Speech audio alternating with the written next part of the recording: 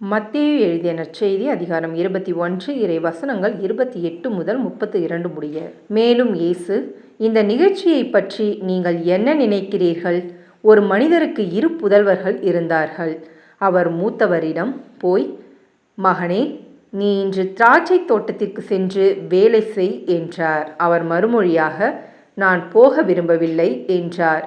ஆனால் பிறகு தம் எண்ணத்தை மாற்றிக்கொண்டு போய் வேலை செய்தார். அவர் அடுத்த மகனிடமும் போய் அப்படியே சொன்னார். அவர் மறுமொழியாக, நான் போகிறேன் ஐயா என்றார். ஆனால் போகவில்லை. இவ்விருவருள் எவர் தந்தையின் விருப்பப்படி செயல்பட்டவர் என்று கேட்டார். அவர்கள் மூத்தவரே என்று விடையளித்தனர். இயேசு அவர்களிடம், வரி தண்டுவோரும் விலை மகளிரும் உங்களுக்கு முன்பாகவே இறையாட்சிக்கு உட்படுவர் என உறுதியாக உங்களுக்கு சொல்கிறேன். ஏனெனில் யோவான் நீதி நெறியை காட்ட உங்களிடம் வந்தார்.